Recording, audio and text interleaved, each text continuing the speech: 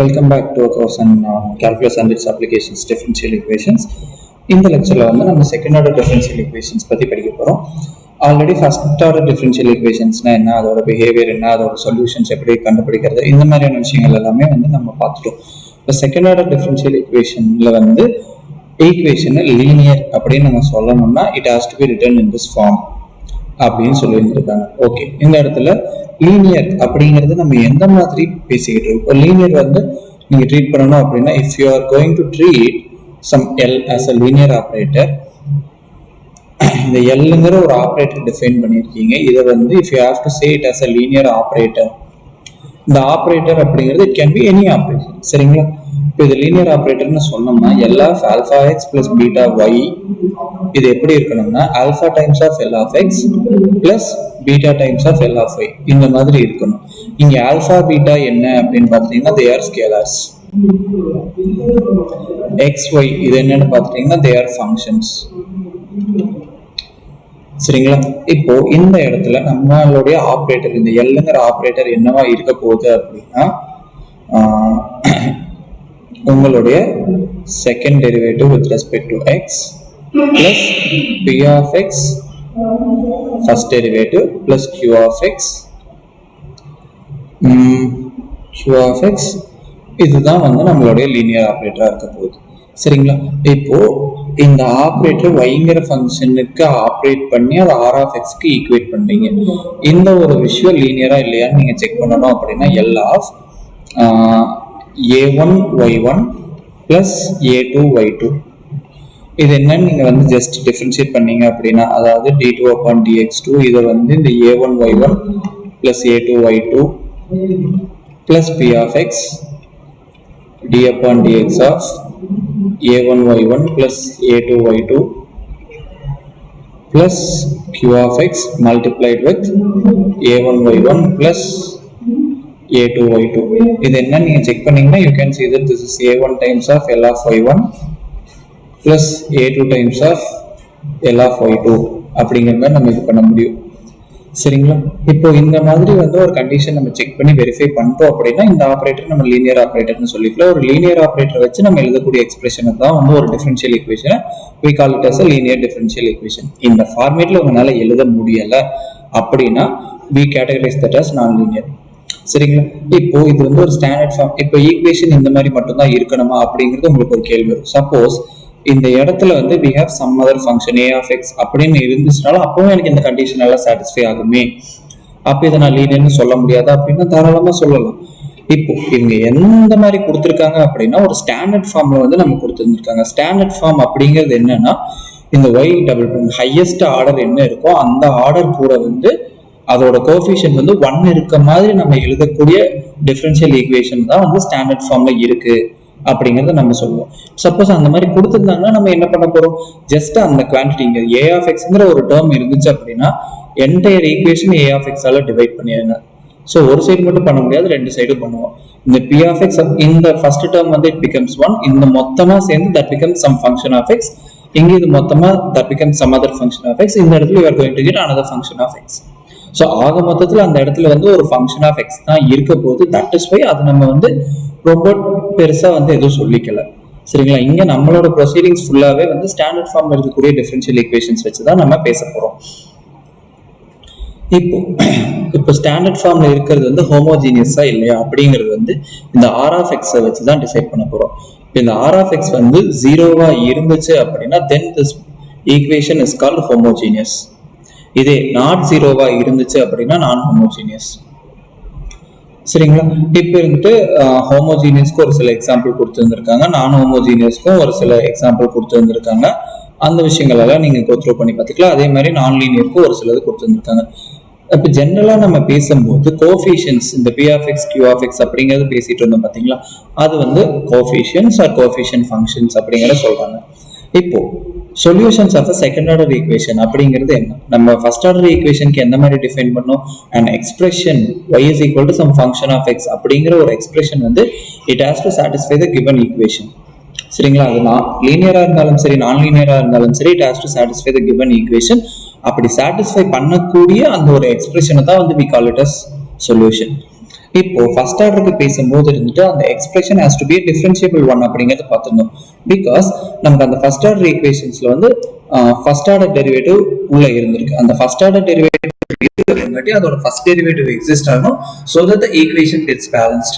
இப்போ செகண்ட் ஆர்டருக்கு பேசுறோம் அப்படின்னா இங்க வந்து நமக்கு செகண்ட் டெரிவேட்டிவ் வரைக்கும் பேசுவோம். so the second derivative must exist so that we can talk about these things, right? இப்போ ஜெனரலா nth ஆர்டருக்கு பேசணும் அப்படின்னா the function and its nth order derivative till nth order derivative அது எக்ஸிஸ்ட் ஆகி அதோட கண்டினியூட்டியும் நமக்கு இருக்கணும் அப்படிங்கிற விஷயங்களும் நம்ம பேசிட்டு இருக்கோம்.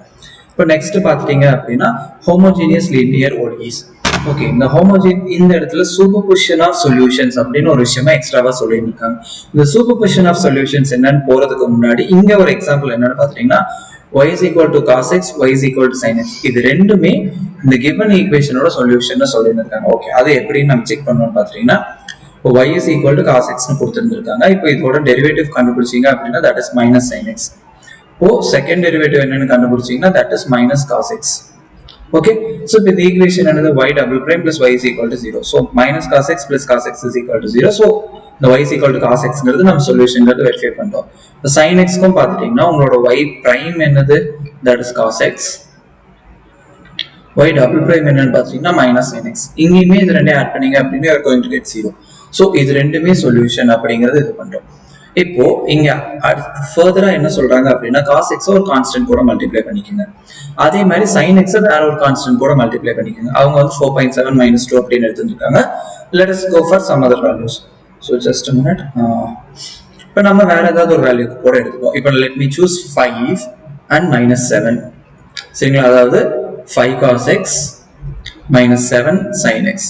இந்த விஷயங்கள் நான் எடுத்துக்கிறேன். this is my y அப்படிங்கறத நான் கன்சிடர் பண்ணிக்கிறேன். இப்போ இதோடைய y prime என்னன்னு கண்டுபிடிச்சா 5 is a constant, அது எது அஃபெக்ட் ஆக போறது இல்ல. cos x டிஃபரன்ஷியேட் பண்ணும்போது minus sin x. so this is minus 5 times of sin x. and இப்போ செகண்ட் டெரிவேட்டிவ்க்கு நான் போனேன் அப்படின்னா minus 5 cos x. இப்போ எனக்கு என்னது y double prime plus y is equal to 0. so இதுவும் எனக்கு சொல்யூஷனா இருக்கு. அதே மாதிரி இங்க y prime என்னன்னு பாத்துட்டீங்கன்னா minus 7 cos x. y double prime என்னன்னு பாத்துட்டீங்கன்னா cos x ங்கல minus x வரும், minus sin x வரும், minus minus becomes plus, so it is 7 sin x. இங்கேயுமே இது ரெண்டையும் ஆட் பண்ணீங்க அப்படின்னா you are going to get 0. இப்போ இது ரெண்டும் நான் தனித்தனியா கண்டுபிடிச்சேன். இப்போ இது ரெண்டையும் நான் ஆட் பண்ணிக்கிறேங்கிற மாதிரி கூட நம்ம வச்சுப்போம். 5 cos x minus 7 sin x. சரி, இப்படி இதுதான் வந்து என்னோட y அப்படிங்கிற மாதிரி எடுத்துப்போம். இதுல y prime என்னன்னு பாத்துட்டீங்கன்னா minus 5 sin x minus 7 cos x. அடுத்து y double prime என்னன்னு பாத்துட்டீங்கன்னா minus 5 cos x plus 7 sin x. so இந்த கேஸ்லயுமே இதுவுமே நமக்கு என்ன சாட்டிஸ்ஃபை பண்ணுது, y double prime plus y is equal to 0. இந்த கண்டிஷனை சாட்டிஸ்ஃபை பண்ணுது. இப்போ இந்த இடத்துல நான் 5 சூஸ் பண்ணனா, minus 7 சூஸ் பண்ணனா, இல்ல இவங்க கொடுத்த மாதிரி 4.7 minus 2 சூஸ் பண்ணனா, இல்ல ரெண்டுமே பாசிட்டிவ் இல்ல ரெண்டுமே நெகட்டிவ், இந்த மாதிரி நான் எப்படி எடுத்தேன் அப்படின்னாலும் this is going to get satisfied. அது எப்படி அப்படிங்கறதையுமே வந்து நான் உங்களுக்கு செக் பண்ணி காட்டிடுறேன். இப்போ y is equal to some constant a times of cos x ன்னு எடுத்துக்கிறேன்.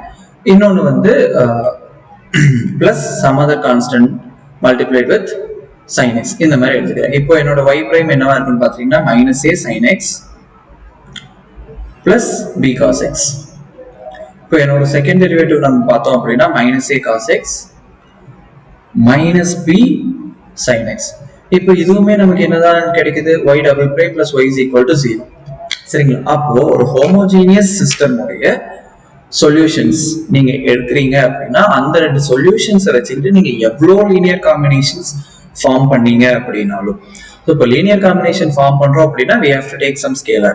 இங்க வந்து எந்த டொமைன் அப்படிங்கறத பத்தி, அதாவது எக்ஸோட வேல்யூ எங்கிருந்து எடுக்கலாம் அப்படிங்கறத பத்தி சொல்ல கிடையாது. so we don't need to worry about it. scalars நீங்க சூஸ் பண்ணிக்கங்க, எப்படி வேணாலும் scalars சூஸ் பண்ணிட்டு you just make a linear combination. all those linear combinations are solutions to your given equations. இதுதான் வந்து உங்களுடைய superposition of solutions. this is valid only for homogeneous systems, not for anything else. சரிங்களா, இப்போ நான் உங்களுக்கு வந்து அங்க a b அப்படின்னு வச்சு எதை ப்ரூஃப் பண்ணி காட்டணும், அந்த ஒரு பர்டிகுலர் ப்ராப்ளம்க்கு இங்க வந்து ஜெனரல் தியரமா நம்ம ப்ரூஃப் பண்ணியிருக்கோம். சரிங்களா, இந்த ஜெனரல் தியரமா ப்ரூஃப் பண்றோம் அப்படின்னா இப்போ என்னது y1 and y2 இது ரெண்டுமே வந்து solutions are solutions of y double prime plus p times of y prime plus q times of y is equal to 0. சரிங்களா, இது ரெண்டுமே சொல்யூஷன் அப்படின்னு நம்ம சொல்றோம்னாலே y1 double prime plus p times of y1 prime plus q times of y1 is equal to 0. அதே மாதிரி y2 double prime plus p times of y2 double prime plus q times of y2 equals 0. சரிங்களா, just அதோட linear காம்பினேஷனை frame பண்ணுங்க. அந்த linear காம்பினேஷனை frame பண்ணிட்டு you just try to identify what is your y prime and what is your y double prime. It is going to be c1 times of y prime plus c2 times of y2 prime. அதே மாதிரி இது c1 times of y1 double prime plus c2 times of y2 double prime. இப்போ இதை கண்டுபிடிச்சிட்டீங்க அப்படின்னா just substitute your y double prime, y prime and y values in the equation. In the equation you just try to substitute all these things and you can very well see that it is also satisfying the given equation. Hence what, general அங்க ஒரு ப்ராப்ளம்க்கு நம்ம பார்த்த ஒரு விஷயத்தை ஜெனரலா second order equations எல்லாத்துக்குமே extend பண்ணலாம் அப்படிங்கிற விஷயத்தை இங்க நம்ம பண்ணிட்டோம். சரிங்களா, இப்போ அடுத்தது என்னன்னா தெளிவா ஒரு விஷயம் ஞாபகம் வச்சுக்கோங்க. this is valid only for homogeneous ODE, not for non-homogeneous ODEs. இப்போ non-homogeneous satisfy ஆகல அப்படிங்கிற மாதிரியான ஈக்குவேஷன்ஸ் அது. ஸோ non-homogeneous மட்டும் கிடையாது, நான் லீனியருக்குமே இது சாட்டிஸ்ஃபை ஆகாது. அப்போ எதுக்குதான் வந்து சூப்பர்பிஷன் பிரின்சிபல் சாட்டிஸ்ஃபை ஆகும்? லீனியர் ஹோமோஜீனியஸ்க்கு மட்டும் தான் சாட்டிஸ்ஃபை ஆகும். சரிங்களா, ஸோ இப்போ அந்த ஐடியா வந்து நான் எல்லாத்தையுமே எக்ஸ்டெண்ட் பண்ண முடியுமா அப்படிங்கிற உங்களுடைய கேள்விகளுக்கான பதில் இல்லை. ஃபார் எக்ஸாம்பிள், இந்த கிவன் ஈக்குவேஷனை பொறுத்த வரைக்கும் இது ரெண்டு சொல்யூஷன் வெரிஃபை பண்ணுங்கன்னு சொல்லியிருக்காங்க. Yes, of course we can do it. இப்போ இந்த ஒய்ல இருந்து நீங்க பார்த்துட்டீங்க அப்படின்னா your y prime is going to be derivative of 1 is 0, cos x differentiate பண்ணீங்கன்னா sin x, and then y double prime is going to be minus cos x. சரிங்களா, இப்போ from this what you are getting, y double prime plus y equals what? Minus cos x plus 1 plus cos x. That is going to be 1. உங்க equation balance ஆகுது. Yes, of course it is a solution. சரிங்களா, இப்போ இதே மாதிரி அடுத்து இருக்கிறதுக்கு இதுக்கு நம்ம செக் பண்ணீங்க அப்படின்னாலும் your y prime is going to be simply cos x since the derivative of 1 is 0, and y double prime என்ன அப்படின்னு பார்த்துட்டீங்கன்னா minus sin x. ஸோ இதுல இருந்து உங்களுக்கு கிடைக்கக்கூடிய விஷயம் அது y double prime plus y என்னன்னு பார்த்தீங்கன்னா minus sin x plus 1 plus sin x which is equal to 1. So இங்கே சாட்டிஸ்ஃபை ஆகுது. ஆனா இதோடைய லீனியர் காம்பினேஷனுக்கு வந்து முதல் விஷயம் ஒரு ஸ்கேலாரை மல்டிப்ளை பண்ணி நம்ம செக் பண்ணணும். இப்போ அந்த மாதிரியான ஒரு விஷயம் நீங்க இங்க செக் பண்ணீங்கனாலே, so let me do that in another colour. இப்போ இங்க இவங்க கன்சிடர் பண்ணிருக்காங்க 2 times of 1 plus cos x. இதை வந்து y-னு கன்சிடர் பண்ணீங்கன்னா உங்களோட y prime என்னவா இருக்க போகுது அப்படின்னு பாத்தீங்கன்னா -2 sin x. y double prime என்னன்னு பாத்துட்டீங்கன்னா -2 cos x. ஸோ இதை வச்சுட்டு y double prime plus y என்ன நீங்க பார்க்கும்போது -2 cos x plus 2 plus 2 cos x which is equal to 2, but this has to be equal to 1 so that it becomes the solution of this equation. இங்க என்ன நடக்கலைங்களா, அதே மாதிரி இங்க வேற ஒரு வேல்யூ வச்சிருக்காங்க. இப்போ இந்த மாதிரி நீங்க எந்த ஒரு ஸ்கேலார் வச்சு நீங்க ட்ரை பண்ணீங்க எக்ஸப்ட் 1ங்கிற ஸ்கேலார் தவிர வேற எதை வச்சு நீங்க ட்ரை பண்ணீங்க அப்படின்னாலும் it is not going to get satisfied. Suppose நீங்க ட்ரை பண்ணி பார்த்துக்கலாம். சரிங்களா, ஜஸ்ட் இந்த 1 plus cos x 1 plus sin x add பண்ணி சாட்டிஸ்ஃபை ஆகுதான்னு ட்ரை பண்ணீங்கனாலும் it is not going to get satisfied. That you may very well see. அதே மாதிரி நான் லீனியர் ஈக்குவேஷனுக்கும் இந்த விஷயங்கள் நடக்காது அப்படிங்கறத தான் வந்து for this solutions இந்த ஈக்குவேஷனோட சொல்யூஷன்ஸ் இது அப்படிங்கறத கொடுத்துட்டாங்க. you may very well work it out and see. சரிங்களா, இது சொல்யூஷன் நீங்க வெரிஃபை பண்ணி பார்த்துக்கோங்க. Just what you have to to, you have to find out the derivatives, first derivative and second derivative என்னன்னு கண்டுபிடிங்க, substitute in the given equation and see whether this is happening or not. Fine. இப்போ இதுல just minus multiply பண்ணா கூட எனக்கு நடக்கல அப்படிங்கிறதையும் இவங்க வந்து இந்த இடத்துல எக்ஸ்ட்ராவா பதிவு பண்ணியிருக்காங்க. Okay, next one initial value problem. So second order initial value problem அப்படிங்கிறது என்னன்னா, நமக்கு வந்து given equation is always assumed in this form. சரிங்களா, இப்போ இது இனிஷியல் வேல்யூ ப்ராப்ளம் அப்படின்னா இந்த இடத்துல ஒரே இனிஷியல் பாயிண்ட்ல வந்து will be given two conditions. Already நான் இது வந்து ஃபர்ஸ்ட் ஆர்டர் ஈக்குவேஷன்ஸ் பேசும்போதே சொன்ன ஒரு விஷயம் தான் என்ன அப்படின்னா, ஒரு ஃபர்ஸ்ட் ஆர்டர் ஈக்குவேஷனை பொறுத்த வரைக்கும் உங்களுக்கு கொடுக்கக்கூடிய இனிஷியல் கண்டிஷன் என்னன்னா அந்த ஒரு பர்டிகுலர் பாயிண்ட் வழியா, சரிங்களா? அதாவது இப்போ if you are given a y of x naught is equal to y naught, this order per x naught comma y naught represents some point in a plane, சரிங்களா? உங்களுக்கு ஒரு first order differential equation solve பண்ணும்போது you are going to get a family of curves. Out of that family of curves, only one curve is going to pass through the given point, that is x naught comma y naught. இந்த point வழியா ஒரே ஒரு curve தான் போகும். அந்த curve என்னன்னு identify பண்றதுக்காக தான் உங்களுக்கு அந்த இனிஷியல் கண்டிஷன் கொடுத்திருந்திருக்காங்க, சரிங்களா? ஒரு செகண்ட் ஆர்டர் ஈக்குவேஷனை சால்வ் பண்ணும்போது you are of course going to get a family of curves. அதுல உங்க இந்த ஃபர்ஸ்ட் கண்டிஷனை யூஸ் பண்ணி, so இந்த from the first condition அப்படின்னா this is going to contribute some point x naught comma k naught in the plane. இந்த point வழியா போகக்கூடிய கர்வ்ஸ் ஐடென்டிஃபை பண்ணுவீங்க. போன ஃபர்ஸ்ட் ஆர்டர் சால்வ் பண்ணா ஒரே ஒரு கர்வ் தான் அந்த பாயிண்ட் வழியா போகும், அதுதான் சொல்யூஷன் கன்க்ளூட் பண்ணிடுவோம். ஆனா இந்த இடத்துல இந்த பாயிண்ட் வழியாவும் நிறைய கர்வ் போகும். அப்போ அடுத்தது இது இந்த X not comma k1 derivative இது பண்றாங்க. சோ அந்த எக்ஸ் நாட்ங்கிற பாயிண்ட்ல at X not slope of y of x is k1. so அப்போ அந்த x நாட்ங்கிற பாயிண்ட்ல எந்த கர்வோடைய ஸ்லோப் வந்து k1 க்கு ஈக்குவலா இருக்கோ that is the required curve, சரிங்களா? அதான் இங்க நம்ம கண்டுபிடிக்க போறோம். so இது ரெண்டை யூஸ் பண்ணி with the help of some arbitrary conditions we can find general solution கண்டுபிடிச்சிட்டீங்க அப்படின்னா then we'll have to find out the particular solution whenever r of x is not 0, right? அந்த விஷயங்கள் எல்லாம் என்ன பண்றது அப்படிங்கறத நம்ம அடுத்து பார்க்க போறோம். இங்க நமக்கு வந்து ஒரு ஹோமோஜீனியஸ் மட்டும் தான் கொடுத்திருக்காங்க. in our course we are just going to deal with homogeneous systems, சரிங்களா? நான் ஹோமோஜீனியஸ்க்கோ நான் லீனியர்க்கோ நம்ம இப்போதைக்கு போக போறது கிடையாது. ஒரு ஹோமோஜீனியஸ் சிஸ்டம் கொடுத்திருக்காங்க. இந்த விஷயம் ஆல்ரெடி sin xும் cos xும் sin xும் இதோட சொல்யூஷனா இருக்கும் அப்படிங்கறத வந்து நம்ம பார்த்துட்டோம். அதனால இங்க டைரக்டா வந்து அது ரெண்டு சொல்யூஷன் அப்படின்னா ஜெனரல் சொல்யூஷன் எழுதுறதுக்கு வந்து what should we do? we have to write down the general linear combination. இப்போ அந்த general linear combination எழுதிட்டு with the help of initial conditions we will have to find out the arbitrary constants c1 and c2. அது ரெண்டு கண்டுபிடிக்கிறதுக்கு we are just going to make use of this one. so from the given, that is from the general solution, we are writing y prime and y double prime values. Y prime is going to be what? minus c1 times of sin x plus c2 cos x.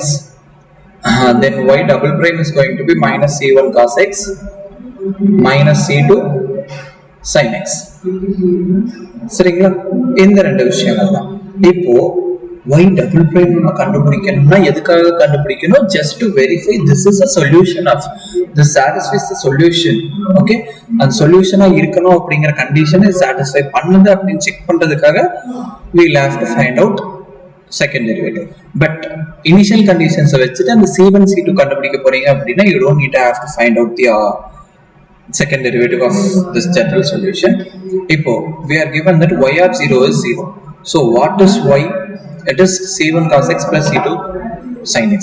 so y of 0 is 0. இந்த y என்னன்னு பார்த்தீங்கன்னா c1 times of cos 0 plus c2 y of 0 வந்து நமக்கு என்னன்னு கொடுத்திருக்காங்க, they have given it to be 3. c2 times of sin 0. so this quantity is 0 just because sin 0 is 0. cos 0 is 1. this tells you that your c1 value is 3. இதே மாதிரி y prime of 0 என்னன்னு கொடுத்திருக்காங்கன்னா உங்களுக்கு minus 0.5. this is minus c1 times of sin 0 plus c2 times of cos 0.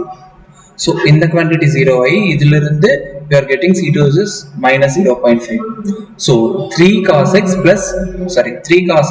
minus 0.5x is going to be the solution which satisfies the given condition. சரிங்களா? இப்போ இந்த c1 c2 க்கு நீங்க என்ன value வேணாலும் போட்டுக்கலாம் அப்படின்னு போடும்போது இதே ஷேப்ல எந்த டைரக்ஷன்ல போற மாதிரி வேணாலும் you are able to identify many curves. Okay, அதுல in particular இந்த இதுதான் அப்படிங்கும்போது இருந்துட்டு this is what you are going to get. okay, so இப்போ இதுல நான் சொன்ன ஐடியாவை யூஸ் பண்ணீங்க அப்படின்னா 0,3ங்கிற பாயிண்ட் வழியா பாஸ் ஆகி ஸ்லோப் வேல்யூ, சரிங்களா, டேஞ்சன்ட் இன்டர்செக்ட்ஸ் அந்த ஸ்லோப் வேல்யூ -0.5 இருக்க மாதிரியான கர்வ் என்னன்னு ஐடென்டிஃபை பண்ணி they have plotted. ஓகே, இந்த இடத்துல பர்டிகுலர் சொல்யூஷன் அப்படிங்கிற ஒரு விஷயமும் நம்ம பேசிக்கிட்டு இருக்கோம். அது என்ன அப்படின்னா ஆர்பிட்ரரி கான்ஸ்டன்ட்ஸ் இந்த C1 C2க்கு பதிலாக ஏதோ ஒரு வேல்யூ கொடுக்கும்போது உங்களுக்கு கிடைக்கக்கூடிய சொல்யூஷன் தான் வந்து we call it as particular solution, right? So next choice, இந்த y1 y2 என்ன அப்படிங்கறத நம்ம கண்டுபிடிச்சிட்டோம் அப்படினாலே வந்து we are able to write down the general solution. சரிங்களா, அந்த விஷயத்தை வச்சுக்கிட்டு தான் இங்க ஜெனரல் சொல்யூஷன் என்ன, பேசிஸ்னா என்ன, பர்டிகுலர் சொல்யூஷனா என்ன அப்படிங்கறது நம்ம பேசிக்கிட்டு இருக்கோம்.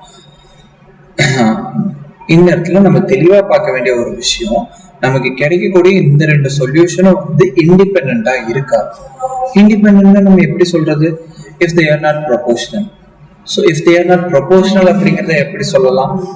அதாவது if you are going to divide y1 upon y2 or y2 upon y1, இப்படி பண்ணும்போது if you are going to get some constant value, they are proportional to one another, they are linearly dependent. இந்த ரெண்டு டேர்ம்ல நம்ம எப்படி வேணாலும் நம்ம சொல்லிக்கலாம். சரிங்களா, அது ரெண்டும் ப்ரொபோர்ஷனல் கிடையாது அப்படிங்கிற பட்சத்துல அந்த மாதிரியான சொல்யூஷன்ஸ் வச்சுட்டு தான் வந்து we have to write down a general solution. சரிங்களா, அந்த ஜெனரல் சொல்யூஷன் எழுதுறதுக்கு நீங்க யூஸ் பண்ணுவீங்க பாத்தீங்களா, அந்த விஷயத்தை தான் வந்து we call it as basis or fundamental system of solutions. அதுல அந்த C1 க்கு C2 க்கு நீங்க வேல்யூ சப்ஸ்டிட்யூட் பண்ணி கிடைக்கக்கூடிய solution is called as particular solution. சரிங்களா, இதை வச்சுட்டு இன்னும் ஃபர்தரா ஒரு சில டிஸ்கஷன்ஸ் எல்லாமே வந்து we'll do it in the next class. Thank you.